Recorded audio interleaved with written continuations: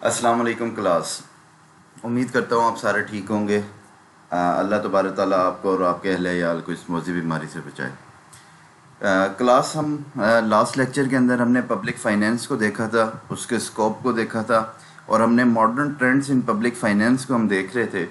और उसके अंदर हमने एक प्रिंसिपल डिस्कस किया था साउंड प्रिंसिपल के नाम से, साउंड फाइनेंस के नाम से। आज हम दूसरा प्रिंसिपल जो है वो डिस्कस करने जा रहे हैं जो कि फंक्शनल फाइनेंस का है। बिफोर इसको स्टार्ट करने से पहले मैं थोड़ा सा जो है वो साउंड फाइनेंस के बारे में डिस्कस करना चाहूँगा, क्योंकि हमारा जो टॉपिक है फंक्शनल फाइनेंस का वो साउंड फाइनेंस से बहुत ज़्यादा रिलेटेड है जी। अच्छा, साउंड फाइनेंस के अंदर हमने बात की थी कि साउंड फाइनेंस के अंदर जो है वो मार्केट फ्री मार्केट का कंसेप्ट है और वो प्रमोट करता है कैपिटलिज्म को, लेज़ी फेरी कैपिटलिज्म को, और वो रिस्ट्रिक्ट करता है गवर्नमेंट के रोल को मार्केट के अंदर। और साउंड फाइनेंस के अंदर हमने ये पढ़ा था कि जितने भी फैक्टर ऑफ प्रोडक्शंस हैं वो ओन्ड बाय जो है वो प्राइवेट ओनर्स होंगे और जितना भी प्रॉफिट होगा वो सारा का सारा प्राइवेट ओनर्स का होगा। ये कुछ की कंसेप्ट थे साउंड फाइनेंस के। आज हम बात करते हैं फंक्शनल फाइनेंस की। फंक्शनल फाइनेंस का जो प्रिंसिपल है ये हमारे पास आया 1930 के डिप्रेशन के बाद। बेसिकली 1920 के अंदर यूरोप के अंदर डिप्रेशन आया और वो डिप्रेशन 1921 के अंदर ख़त्म हो गया था, जबकि 1930 के अंदर यूनाइटेड स्टेट्स के से डिप्रेशन स्टार्ट हुआ और वो डिप्रेशन हमारे पास 1932 तक चला।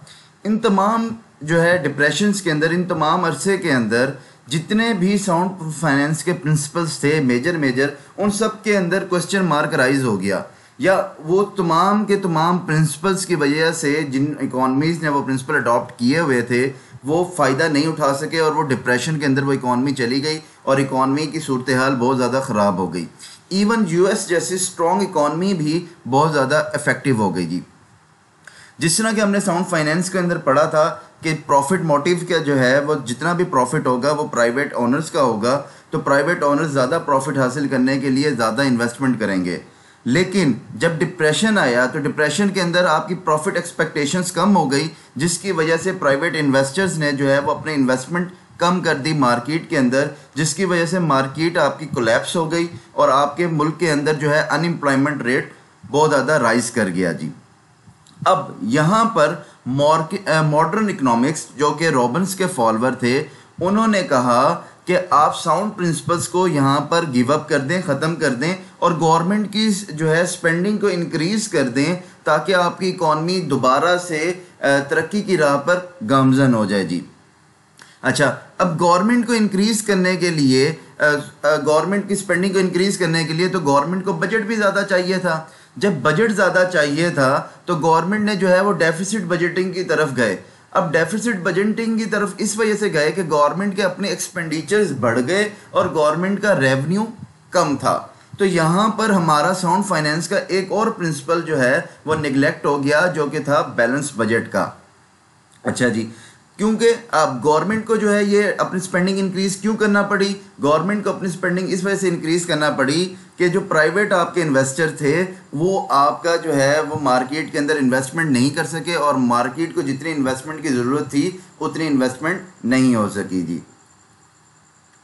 तो यहाँ से गवर्नमेंट का रोल जो कि था कि ट्रेडिशनल था गवर्नमेंट का रोल, वो भी ख़त्म हो गया कि गवर्नमेंट डिफेंस की तरफ नहीं रहेगी, गवर्नमेंट ने जो है मार्केट के अंदर भी स्पेंडिंग करनी है।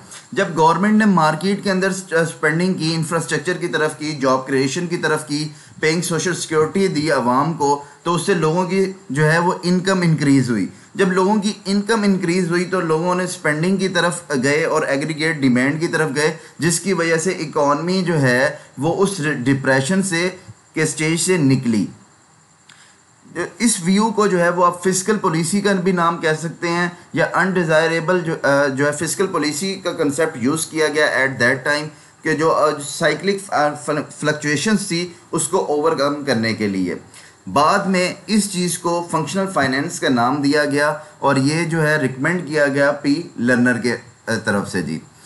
अब हम इस जो है फंक्शनल फाइनेंस के मेजर कंसेप्ट्स को जो है वो डिस्कस करने लगे हैं कि मेजर कंसेप्ट्स जो हैं वो क्या क्या थे जी। अच्छा जी, अब पहला जो है वो मार्केट फेलियर है जी। मार्केट फेलियर के अंदर जो है वो आप देखें कि जब डिप्रेशन आया और हाइपर इन्फ्लेशन हुई, उसकी जो है ना वो सवेयर कॉन्सिक्वेंसेज हुए मार्केट के ऊपर, और मार्केट आपकी जो है वो फेल हो गई जी।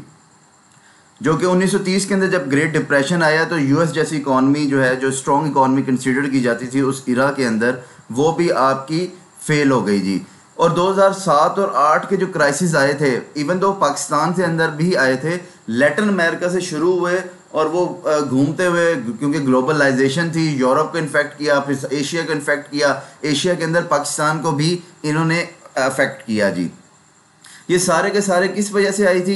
ये सारी की सारी डीरेगुलेशन की वजह से आई थी कि आपने जो है वो मार्केट को प्राइवेट इन्वेस्टर्स के हाथ में दिया हुआ था, और उसकी वजह से जो है बहुत ज़्यादा इफेक्टिव हुई, और जो है फाइनेंशियल मार्केट जो है वो फेल्स हो गई थी आपकी, और आपकी जो पाकिस्तान की स्टॉक एक्सचेंज थी वो भी बहुत ज़्यादा फेल हो गई थी जी।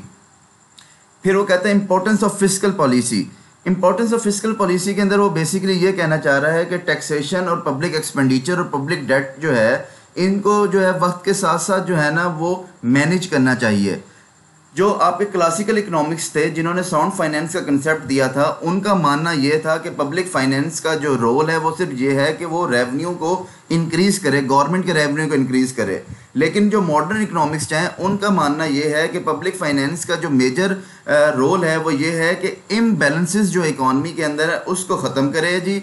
आप जो है इन्फ्लेशन के दौर में सरप्लस बजट को अडॉप्ट करें, और डिप्रेशन के दौर के अंदर डेफिसिट बजट को जो है वो आप अडॉप्ट करें, ताकि आपकी इकॉनमी जो है वो स्टेबल चलती रहे जी।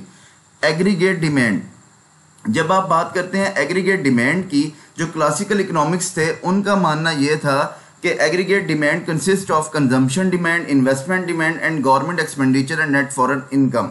जबकि मॉडर्न इकोनॉमिक्स जो है वो बिलीव करते हैं कि जो एग्रीगेट डिमांड है वो कंसिस्ट करती है लेवल ऑफ नेशनल इनकम और एम्प्लॉयमेंट के अंदर। Deficiency in aggregate demand results in unemployment. अगर आपकी एग्रीगेट डिमांड कम होती है तो आपकी अनएम्प्लॉयमेंट बढ़ जाएगी। तो उसके लिए आपको क्या है कि गवर्नमेंट एक्सपेंडिचर को बढ़ाना पड़ेगा ऐसे इरा के अंदर कि आपकी इकॉनमी डिप्रेशन से निकल सके और आपका एम्प्लॉयमेंट लेवल जो है वो ज़्यादा से ज़्यादा हो सके जी। फिर बात करते हैं जी बजट की। जो मॉडर्न इकोनॉमिस्ट हैं उनका बिलीव ये है कि जो है गवर्नमेंट को टैक्सेशन, पब्लिक एक्सपेंडिचर और डेफिसिट फाइनेंसिंग करके जो है वो एम्प्लॉयमेंट लेवल को मेंटेन करना पड़ेगा मार्केट के अंदर, और इसके लिए गवर्नमेंट को जो है वो ज़्यादा अखराजात करने पड़ेंगे। तो ज़्यादा अखराजात करने के लिए गवर्नमेंट जो है वो डेफिसिट बजटिंग भी कर सकती है जी। डेफिसिट बजटिंग जो है वो इस वजह से इम्पॉर्टेंट है क्योंकि गवर्नमेंट का जो है वो इकॉनमी के अंदर मार्केट्स के अंदर भी खर्चे करने हैं, डेवलपमेंट भी करना है, डिफेंस भी करना है। तो गवर्नमेंट की इटसेल्फ इनकम जो है वो कम होती है, तो गवर्नमेंट को जो है अपना रेवेन्यू इंक्रीज़ करने के लिए जो है वो बाहर के मुल्कों से भी जो है वो कर्जे लेने पड़े तो कोई मसला नहीं है, और डेफिसिट बजटिंग करनी चाहिए जी। और अगर इन्फ्लेशन है तो government must go for the surplus budget by raising taxation to control consumption जी। अच्छा, फिर income redistribution. According to the modern economics, national income की रीडिस्ट्रीब्यूशन बहुत ज़्यादा इंपॉर्टेंट है as well as its size. जितनी गवर्नमेंट की जो है वो नेशनल इनकम ज़्यादा होगी, गवर्नमेंट उसको जो है वो डिस्ट्रीब्यूट करेगी, लोगों की जो है ना वो इनकम लेवल जो है वो इंक्रीज़ होगा, और लोगों का जो है वो क्या होगा, लिविंग स्टैंडर्ड इंक्रीज़ होगा जी। इसकी वजह से लोग इन्वेस्टमेंट ज़्यादा करेंगे और एम्प्लॉयमेंट अपॉर्चुनिटीज़ आपके पास निकलेंगे जी। Imposing high tax on the rich and redistributing the poor through pension welfare scheme and allowances. वो कहते हैं कि जी जो लोग ज़्यादा पैसा कमाते हैं उनके ऊपर आप ज़्यादा जो है वो टैक्स लगाएं, ताकि जो ज़्यादा टैक्स आएगा आप उसको रीडिस्ट्रीब्यूट करें गरीब लोगों के अंदर जी। किस तरह पेंशन की मद के अंदर, वेलफेयर स्कीम्स की मद के अंदर, अलाउंसेस की मद के अंदर, सब्सिडीज़ के अंदर, ताकि जो है आप इकॉनमी का जो डिसबैलेंस है उसको आप ओवरकम कर सकें और आप इम्प्रूव कर सकें जो है प्रॉस्पेरिटी कंज्यूमर्स को जी। और आपकी एग्रीगेट डिमांड बढ़ेगी, इन्वेस्टमेंट बढ़ेगी, एम्प्लॉयमेंट लेवल बढ़ेगा, प्रोडक्शन बढ़ेगी और प्रॉफिट बढ़ेगा जी। फिर उसके बाद जो है वो वेलफेयर कैपिटलिज्म की बात करते हैं। केन्स जो है, केन्स ने जो है वो एक मॉडल भी दिया। उस मॉडल के अंदर उसने बेसिकली बात की कि फाइनेंशियल मेजर्स के to for controlling capitalism and preventing it collapse की, कि मार्केट के अंदर जो है वो गवर्नमेंट जो है वो कुछ इस तरह की पॉलिसीज़ लेकर आए जिस पॉलिसीज़ का जो है मकसद ये हो कि वो जो है वो फ्री मार्केट को जो है वो कंट्रोल कर सके और वहाँ पे मार्केट को कंट्रोल कर सके, मार्केट एक्टिविटीज़ को कंट्रोल कर सके और मार्केट को जो है वो कोलैप्स ना हो जी। और इसका साथ मकसद ये भी है कि जिस तरह कुछ बिजनेसमैन मोनोपली की तरफ चले जाते हैं या ज़रख़ीदा अंदोज़ी की तरफ जाते हैं, तो गवर्नमेंट को कुछ ऐसे पैरामीटर्स अडॉप्ट करने चाहिए कि जो है वो जो है ज़रख़ीदा अंदोज़ी ना हो। जस्ट लाइक अगर आजकल पाकिस्तान की मिसाल देखी जाए तो पाकिस्तान की मिसाल के अंदर गवर्नमेंट ने आटे के अंदर सब्सिडी दी, आटा शॉर्ट हो गया जी। अब अगर गवर्नमेंट का रोल मार्केट के अंदर ना होता तो गरीब तो बेचारा पिस जाता जी। सेम एज़ चीनी का बुरहान पाकिस्तान के अंदर आया और आजकल जो पेट्रोल का बुरहान है, इन सब से निकलने के लिए जो है वो फंक्शनल फाइनेंस के कंसेप्ट जो ऑफ वेलफेयर कैपिटलिज्म बहुत ज़्यादा इम्पॉर्टेंट है जी। मॉडर्न इकोनॉमिक्स का बिलीव है कि आपका वेलफेयर कैपिटलिज्म होना चाहिए, गवर्नमेंट का जो है वो रोल होना चाहिए मार्केट के अंदर, गवर्नमेंट को हर चीज़ को देखना चाहिए ताकि किसी के साथ नाइंसाफ़ी ना हो। उसके बाद है जी सोशल ऑब्जेक्टिव। पब्लिक फाइनेंस का जो फंक्शन है उसके अंदर ये है कि इंटायर सोसाइटी को बेनिफिट मिलना चाहिए, ना कि फ्यू फैमिली को। जब अगर आप पाकिस्तान की बात करते हैं या पाकिस्तान की हिस्ट्री की बात करते हैं तो हिस्ट्री के अंदर हम यही बात करते हैं कि 28 फैमिलियाँ थीं जिनको बहुत ज़्यादा बेनिफिट हुआ इंडस्ट्रियलाइजेशन की वजह से।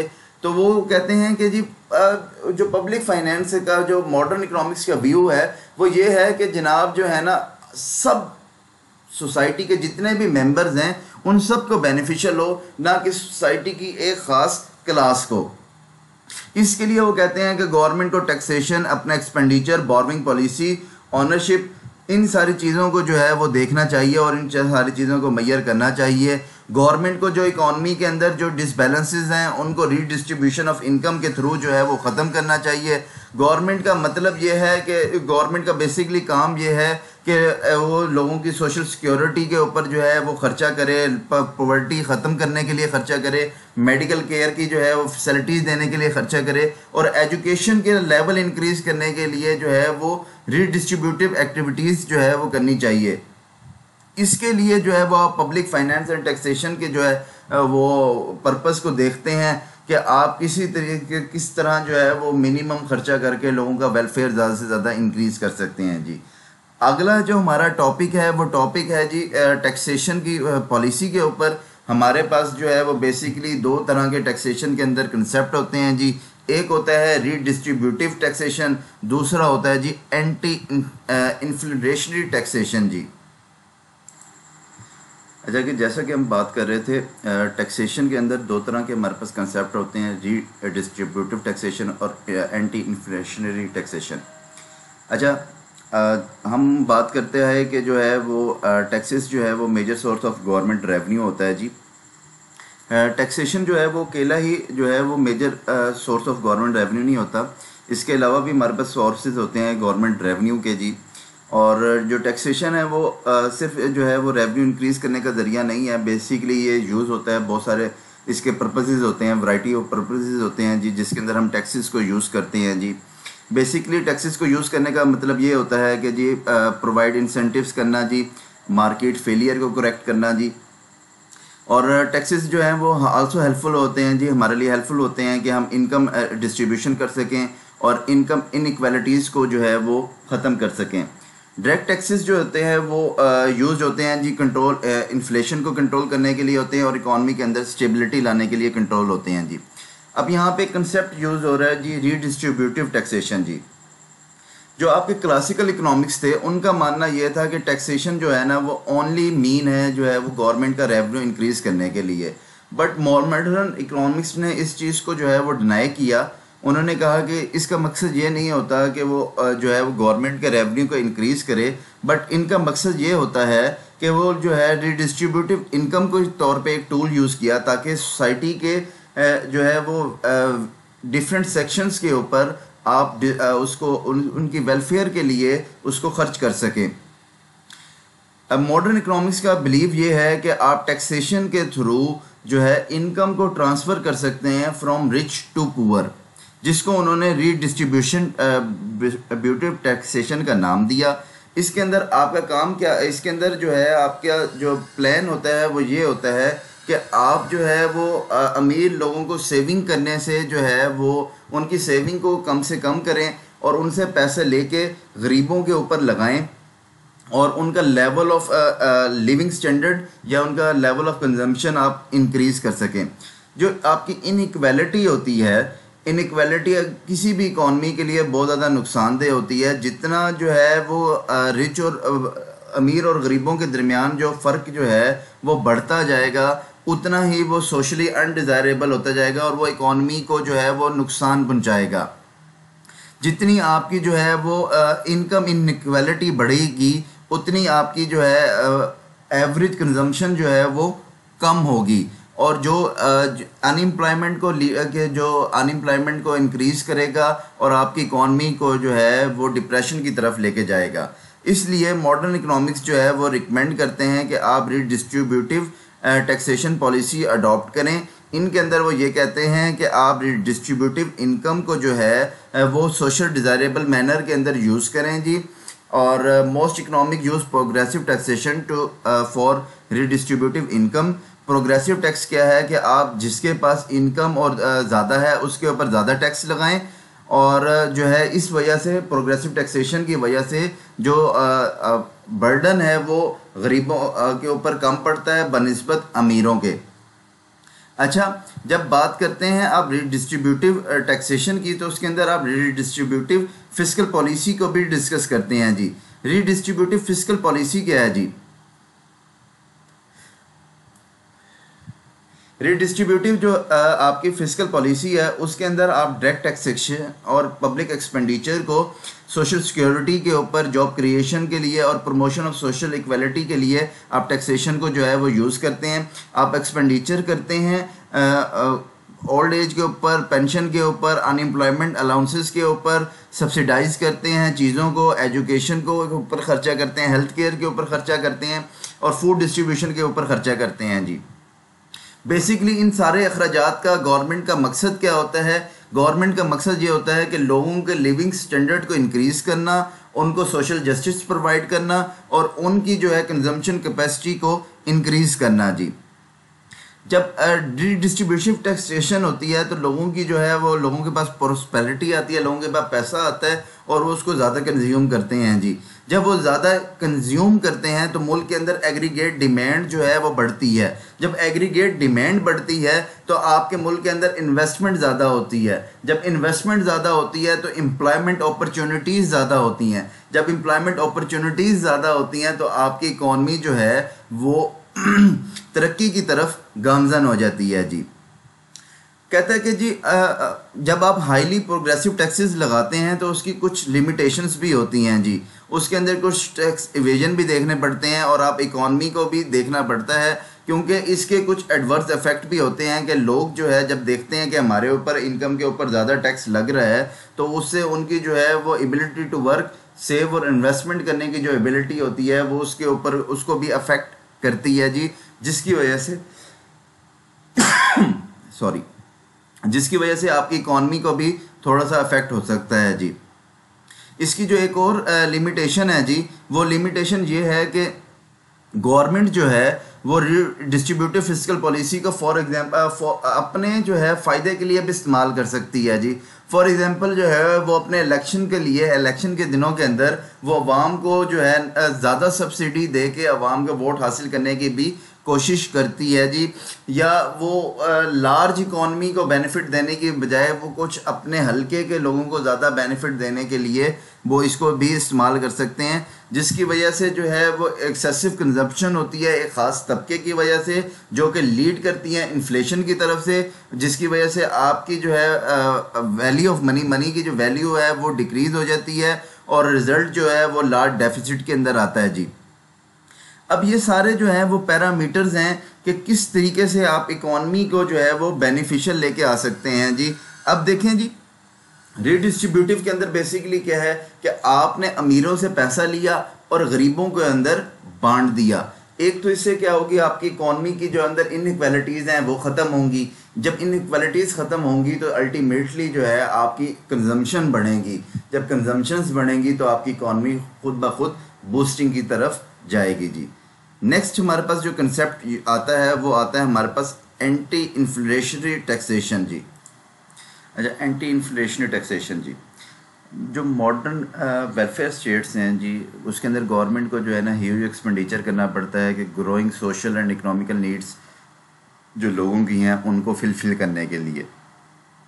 इन सच सिचुएशंस जो है वो टैक्सेशन जो है वो गवर्नमेंट का एक बड़ा सोर्स ऑफ इनकम होता है जी, कि आपको उससे वो फंड्स मिलते हैं कि जो आप स्पेंड कर सकें आवाम की जो है वो नीड्स को फुलफ़िल करने के लिए जी।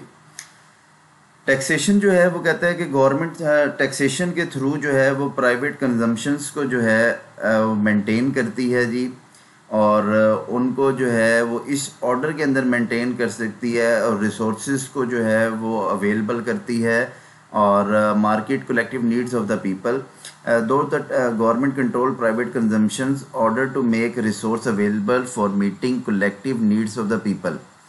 यानी कि गवर्नमेंट अमीरों के ऊपर जो है वो जो है वो टैक्सेशन लगा के उनसे पैसा लेती है, और रिसोर्सिबल जो है वो पैसा जब उनसे ले लेती है तो उस पैसे को इस तरह जो है वो खर्च करती है कि लोगों की कलेक्टिव नीड्स को फुलफ़िल कर सकें जी। इसके लिए जो है वो रीडिस्ट्रीब्यूटिव इनकम की जो है वो पॉलिसी अडॉप्ट करते हैं।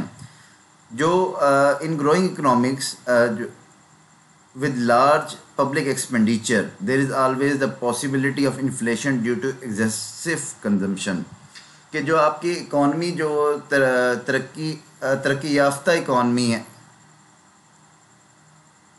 सॉरी, जो आपके मुल्क जो तरक्की कर रहे हैं या डेवलपमेंट की तरफ जा रहे हैं जी, डेवलपिंग कंट्रीज़ हैं, उन ममालिक की जो इकॉनमीज़ हैं उनके अंदर जो है वो पब्लिक एक्सपेंडिचर ज़्यादा होता है। जब गवर्नमेंट की तरफ से पब्लिक एक्सपेंडिचर ज़्यादा होता है उसकी वजह से इन्फ्लेशन होने के चांसेस होते हैं जी। इन सच सिचुएशंस जो है, इस तरह की सिचुएशंस के अंदर जो है वो एंटी इन्फ्लेशनरी टैक्सेशन पॉलिसी जो है वो यूज़ की जाती है, ताकि जो है आप लोगों की कंजम्पशन को रोक सकें, एक्सेसिव कंजम्पशन को रोक सकें जी। इसके अंदर आप क्या करते हैं जी, एंटी इन्फ्लेशनरी टैक्सेशन के अंदर जी आप higher rates of direct and indirect tax, आप जो है वो डायरेक्ट और इनडायरेक्ट टैक्सेस के जो है वो रेट को इंक्रीज कर देते हैं जी। Anti inflationary taxation that reduce consumption is justified if the resources released from private consumptions are used by the government for increasing welfare of the society। ये तब जस्टिफाई होती है जब आप जो है वो मतलब गवर्नमेंट जो है वो अपना ज़्यादातर स्पेंडिंग जो है वो सोशल वेलफेयर के लिए कर रही हो जी। While distributive taxation like progressive tax is designed to reduce saving, inflationary tax are designed to reduce consumption। जब आप रिडिस्ट्रीब्यूटिव टैक्सेशन की बात करते हैं तो वो बेसिकली सेविंग को रिड्यूस करने के लिए आप यूज़ करते हैं जी। जब आप बात करते हैं इन्फ्लेटरी टैक्सेस की तो वो यूज होते हैं कंजम्पशन को रिड्यूस करने के लिए। When the government uses taxation to reduce saving, the fund raised from such taxes are fund which might consume. The resources raised by the government are funds that people would otherwise have used for the consumption. Therefore, funds raised through anti-inflationary taxation should be used productively। अच्छा, अब इसके अंदर बात ये कही गई है कि जो रीडिस्ट्रीब्यूटिव टैक्सेशन है उसके अंदर जो आप जब सेविंग को आप रिड्यूस करते हैं तो गवर्नमेंट का मकसद ये होता है कि उससे जो आपको फंड्स या गवर्नमेंट के पास जो पैसा अवेलेबल होगा वो गवर्नमेंट कंजम्पशन के लिए यूज़ कर सकती है जी। लेकिन जब गवर्नमेंट एंटी इन्फ्लेशनरी टैक्सेशन की पॉलिसी को अडॉप्ट करती है, इसका मकसद ये होता है कि गवर्नमेंट जो है सोशल वेलफेयर के लिए जो गवर्नमेंट की स्पेंडिंग है गवर्नमेंट उसको कम से कम करेगी, उसको रिड्यूस करेगी, और जो गवर्नमेंट के पास इसको रिडक्शन के बाद जो फंड्स अवेलेबल होंगे, रिसोर्सेज अवेलेबल होंगे, गवर्नमेंट उसको प्रोडक्टिविटी के लिए यूज़ करेगी, गवर्नमेंट उसको डेवलपमेंट के लिए जो है वो यूज़ करेगी जी। जो क्लासिकल इकोनॉमिक्स है उनका मानना ये है कि जो टैक्सेस हैं related to anti inflationary classical economics का मानना यह है कि जितने भी टैक्सेस हैं वो एंटी इन्फ्लेशनरी हैं और जितने भी पब्लिक एक्सपेंडिचर हैं वो इन्फ्लेशनरी हैं, जबकि मॉडर्न इकोनॉमिक्स का बिलीव ये है कि कोई भी टैक्स एंटी इन्फ्लेशनरी नहीं है कि वो इन्फ्लेशन को ख़त्म करेगा, और कोई भी एक्सपेंडिचर ऐसा नहीं है कि जो वो इन्फ्लेशन को इंक्रीज़ करेगा। The affect of taxation and public expenditure depend upon the state of the economy, कि जो भी इसका इफेक्ट होगा, वेदर वॉर्स है वेदर पॉजिटिव है, ये दोनों के दोनों इफेक्ट जो है वो इकॉनमी की हालत को देखते हुए डिसाइड करेंगे जी। During normal situation any tax that reduce consumption and promote investment may be anti inflationary, कि नॉर्मल सूरत हाल के अंदर कोई भी टैक्स जो है जो कि आपकी कंजम्पशन को रिड्यूस करे और आपकी इन्वेस्टमेंट को जो है इंक्रीज करे, वो एंटी इन्फ्लेशनरी होगा जी। That is in next lecture we discussed about taxation.